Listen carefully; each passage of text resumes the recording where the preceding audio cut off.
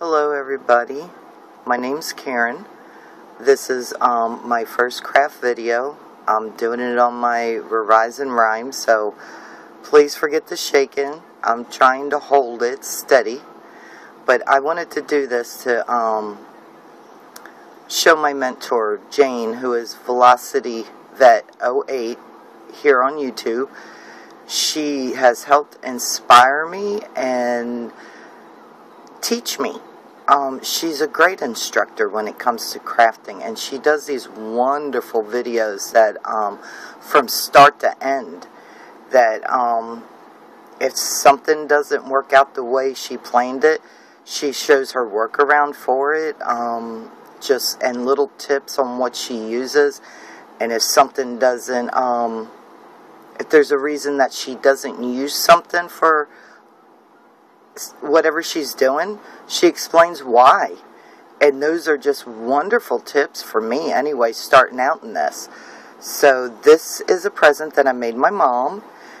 She lives in Florida, so we are going to do Mother's Day together when I go down to shoot my brother's wedding.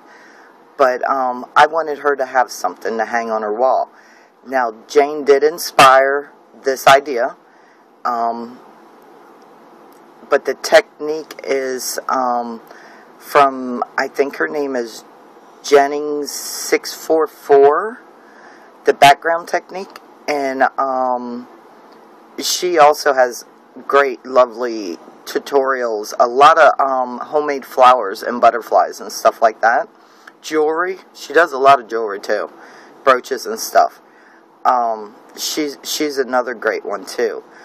But Jane is my mentor. She has taken the time to, I guess, sort of take me under her wing, and she does answer my questions and stuff. And the neat thing about Jane's channel that I really like, that if you ask a question, it's not only just Jane who will reply. Her subscribers will even pitch in and help answer questions, which I just think is wonderful.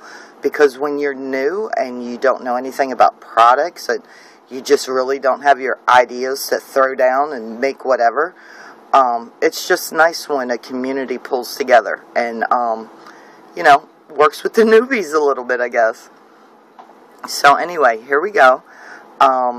This is a 7 by 14 canvas. I got it at Walmart. They come 2 to a pack at my Walmart, and I think it was $5-6, so not bad. And then the technique I did is from, like I said, Fiona over on Jennings 644. She did these butterflies on chipboard, and she distressed them with ink, and then sprayed a mist over it, a shimmer mist, and dried it, and then embossed over top of that with clear Utee embossing powders, and then sprayed her shimmer mist over top of it again. Well, I just loved that for the background because I thought these would look wonderful on my mom's wall. It would just pop because she has this really like light, it's in between a yellow and a sand color. So I wanted something that would just jump off her wall. And so I did do that. And for my shimmer mist, though, I used a Lindsay Moon Shadow Mist. Sorry, I hope I'm not making anybody too sick. Iridescent Copper.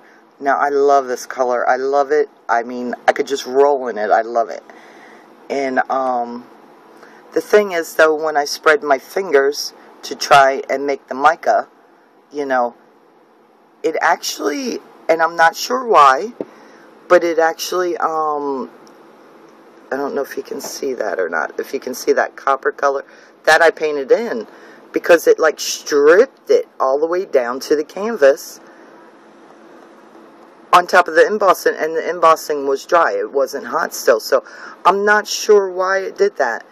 But it's okay, because I love how it turned out. You can see, I don't know if you can see the copper coming through, but like there's copper color here with the burnt edges around it, just like how copper ages.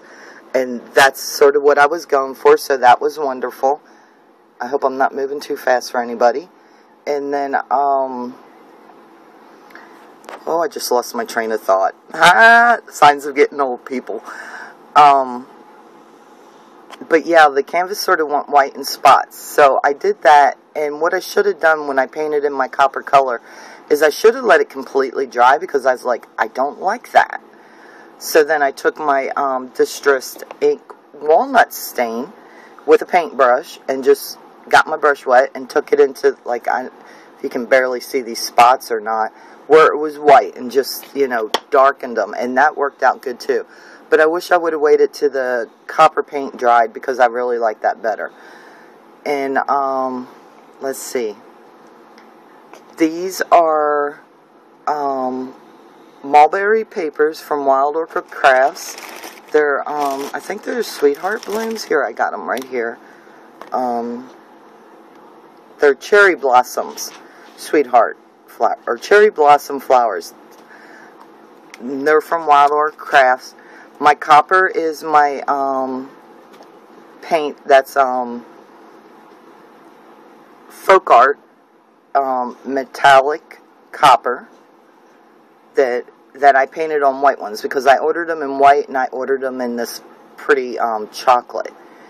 And then I took a piece of middleweight chipboard and some paper. I do not know the name of this paper. I ordered loose sheets of paper from a lady off of eBay, and this is one of the papers that were in it. She didn't have a name for any of them. So, and I glued that paper onto the chipboard. And the chipboard's like supposed to represent a flower box, I guess. And I just loved the bird, if you can see the bird on there.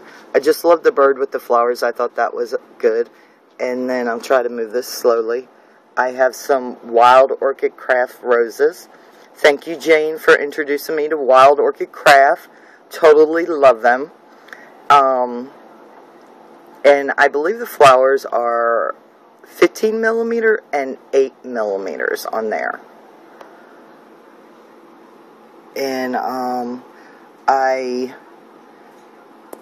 hot glued and used 3-in-1 beacon to hold it, because my mom lives in Florida and it can be humid, even though her house is AC'd for most of the year. But things don't tend to stick sometimes real well with hot glue down there.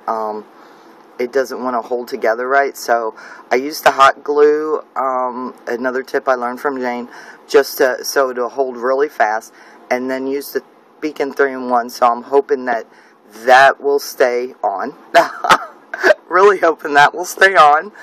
And then, oh, I know what I wanted to tell you. Now, when Fiona did her background, she took her whatever, I think she was using black distress ink, and she just tapped it all over. Well, she's working on chipboard. I'm working on canvas. You just can't tap it all over like that. It will not work right. I guess because the canvas is not solid. So what I ended up having to do was take one of my, I don't know what the proper name is, stamper, you know, that you do with your inks. And I thought, well, I'm going to have to stamp it on. Well, when I did, and it hit what little bit of ink was already on the canvas, it just smeared it. And I was like, oh, look at there. So I just kept the smearing and smeared the whole color all over, and then sprayed the iridescent copper. There's another brown, and I don't happen to have that. There's another brown from Lindsay that I use. It's a dark brown, mudslide or something maybe. And then let it dry, and then took my Versamark. I did use my Versamark, and I did it half and half. I stamped half of it and then used the Utee and covered it, and then Versamarked the other half and did it, and then, you know, embossed it. Took my heat gun to it. And then after that was all nice and dry, I added more of the iridescent copper and swirled my fingers through it like she does. I'll put a link to her tutorial so you can see it. And then the vines, it's just small rickrack from my Walmart.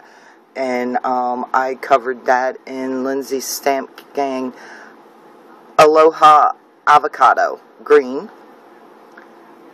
And I think that's about it. And I'd just like to say to Jane, thank you so much.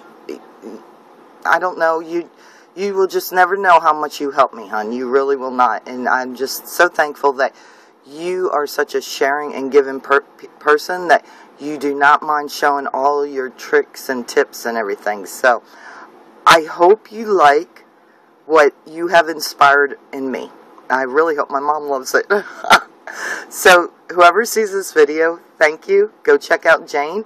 I'll put both hers and Fiona's links at the bottom. Bye, guys.